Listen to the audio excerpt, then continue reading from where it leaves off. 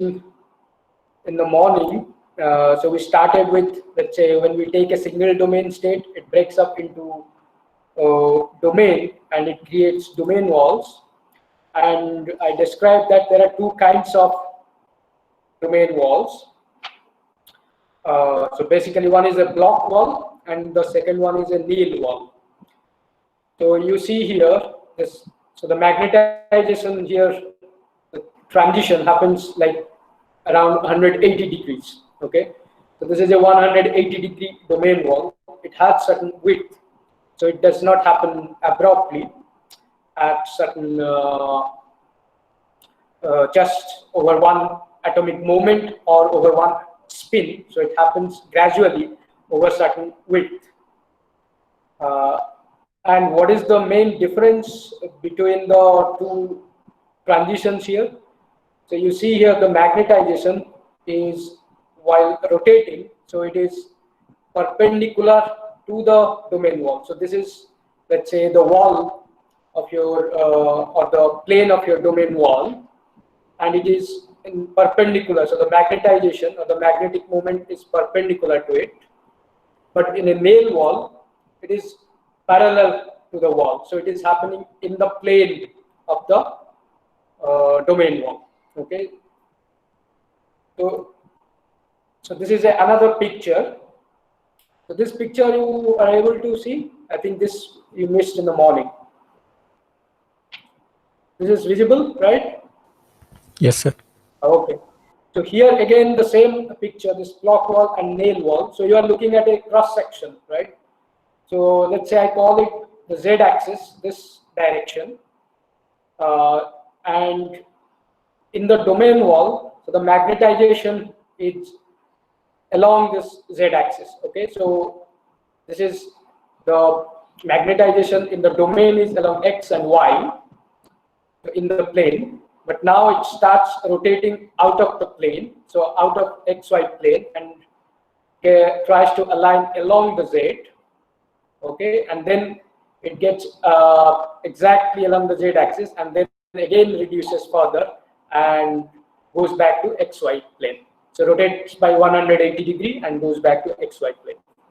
But in a nail wall, what you see is it is happening everything in the same plane. It is not at all, there is no component of magnetic moment along the z-axis. It is always along the x and y plane.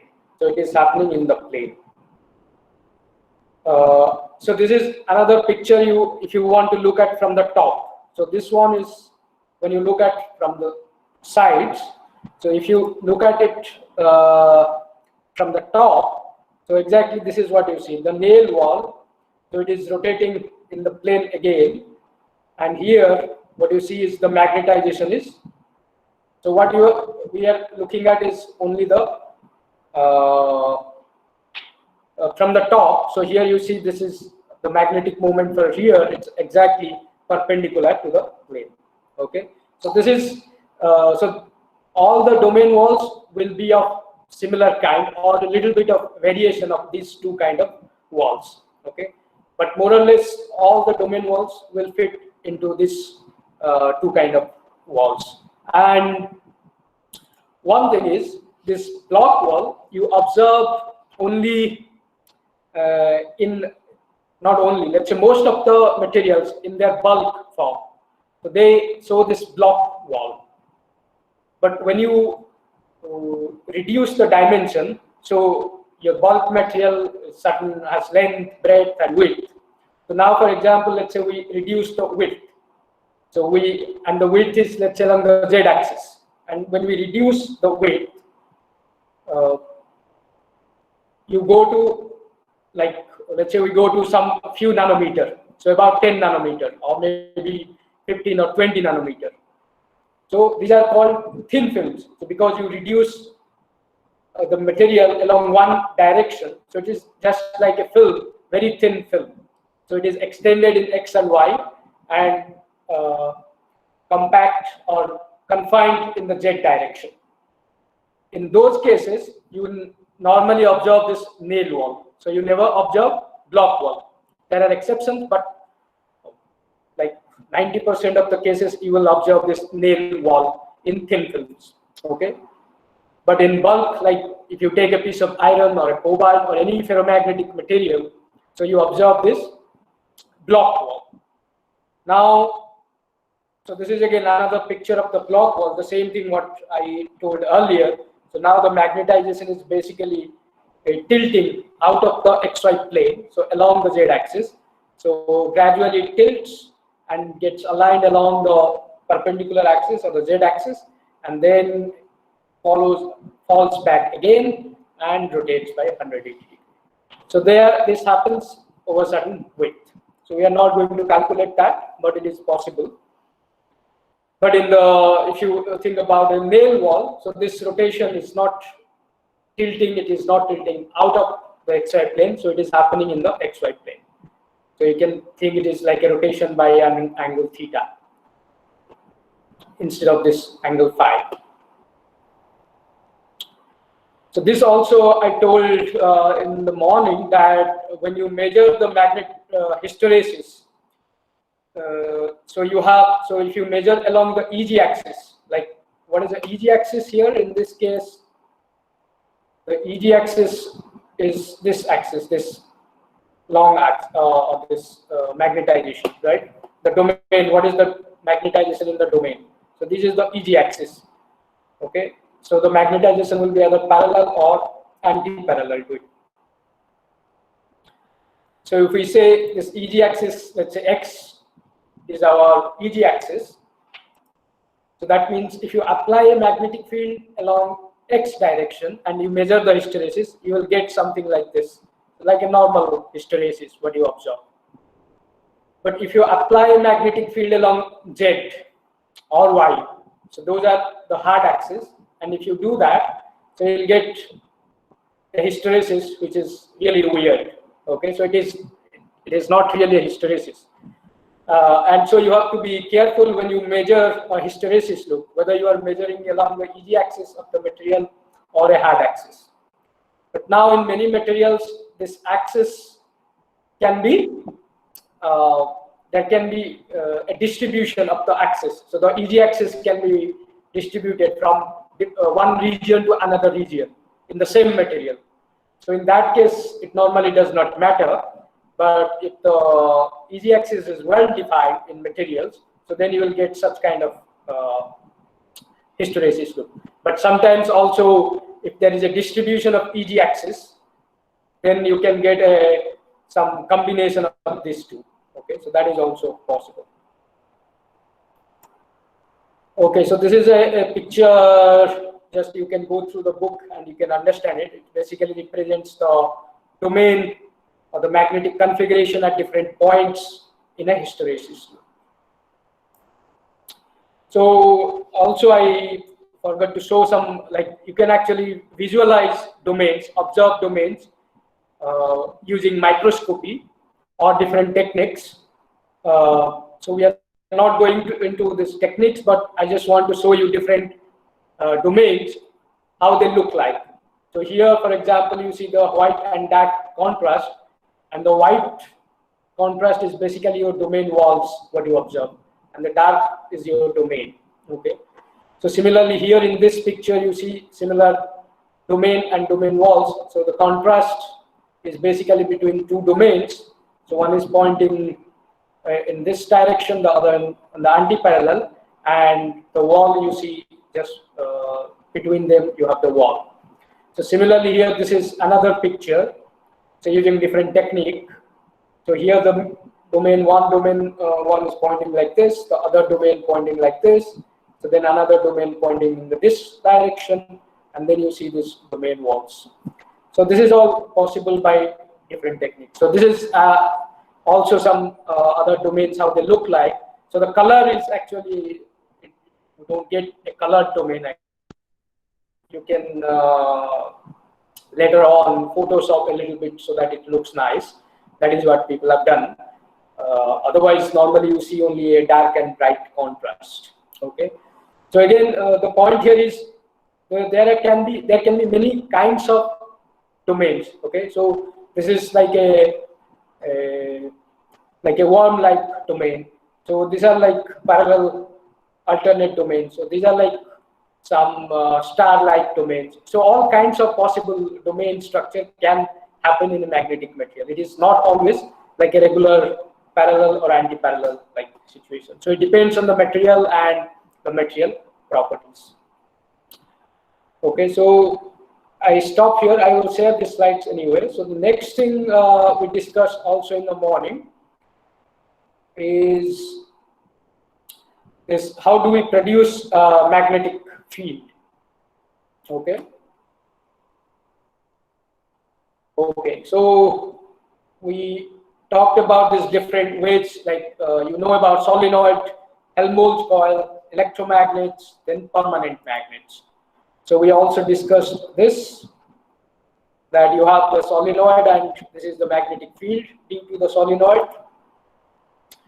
And then if you introduce a magnetic material like iron, for example, with a higher permeability, so you can increase the magnetic induction by whatever the permeability is. That means if the material has higher permeability, so you can induce higher magnetic induction, so you can produce larger fields compared to an empty solenoid. Okay, so this figure also we discussed that you have basically a difference of mu naught L when you look at the magnetic induction when you have an empty solenoid and when you introduce a magnetic material in it. So this is about Helmholtz coil. So basically we have the distance between the coils R should be equal to the radius. So in that case you get a uniform field and the maximum field you get. So this is another kind of magnet known as bitter magnet. So this magnet was designed, so for example, if you go to this solenoid or this Helmholtz coil, so you can produce maybe few hundred oersted of field, okay, or maybe few thousand oersted. So in the Helmholtz coil, in fact, you can produce only few oersted of field, so not very large fields you can produce. But if you want really large field, so large field in the sense like if I want to produce more than 2 Tesla, 3 Tesla, or 5 Tesla magnetic field. So this is one of the first design of a solenoid. This is a different kind of solenoid. It's known as a bitter magnet. So what is the structure is basically it has a lot of discs, so copper discs. So instead of taking copper wires, you take this copper discs and then you connect it in a helical manner, in a helical fashion. Okay, so the current flows in a helical path, and in that way, so you can stack a lot of these discs, and then you can pass a lot of very high current through this these discs. And again, what you see is here in the left, here there are some holes in it. So these holes are basically through which you pass water through it. So why you want that? Because when you want to produce very high field, so you have to pass a very high current. So sometimes the current would be like maybe 500 amperes or maybe 5,000 amperes. Okay, so that kind of current you have to pass. So in a typical switch, you have like 5 ampere or maybe 10 ampere or 15 ampere current. Okay, so what you use in your house. But to produce this high field, so you need like 5,000 amperes current, or maybe sometimes up the order of 50,000 ampere current. So you can imagine how much it will heat this. So that's why these holes are made where water can pass through and it will cool down the system. So sometimes also people, what they do is put this kind of coils in a liquid kind of like a liquid, it can be water or it can be liquid nitrogen. So liquid nitrogen means the temperature is to be around 77 Kelvin. So if you cool down to 77 Kelvin, so you can liquefy helium. So that means you can keep your magnet cool. So for many high field applications, so this bitter magnet is used. So it is a form of solenoid, but you can get a large field in that. So this is like one of the record that has, I mean, of course it's broken, but at one point one could produce, so there's a lab in US, so where they can produce this 45 Tesla magnetic field, and they use this current 67,000 ampere, so this bitter magnet, and the power it consumes is around 20 megawatts. So you can imagine that maintaining and having such a magnetic, to produce such magnetic field is very expensive, okay? But still it is very interesting for many, to understand many fundamental interactions in physics, as well as like for some future energy applications, okay? For particularly for fusion, say in fusion you need a very large magnetic field, and also in like plasma. So if you want to create plasma, so you need also high magnetic field. So those are like being researched for energy sources for future. Okay, so that's why it is always interesting. I mean, it is necessary to work on this high magnetic fields. How you can produce high magnetic field. Of course, very few labs in the world exist who do who work on this high magnetic fields. So nothing that sort actually exists in India. So only in Japan. So in Japan, for example, they had so recently they produced a magnetic field up to 1200 Tesla, 1200 Tesla. Okay, so that was right now the world record in the maximum magnetic field that can be produced. So the next thing is the electromagnets, which basically you have the coil and then you put some magnetic core in it. So in different geometries, so it is a cylinder, or so here you have certain magnetic field. So you can confine it to a very small volume. So if you make such a geometry, but many electromagnets you might have seen something like this. So you have the coils. So maybe I have a picture here.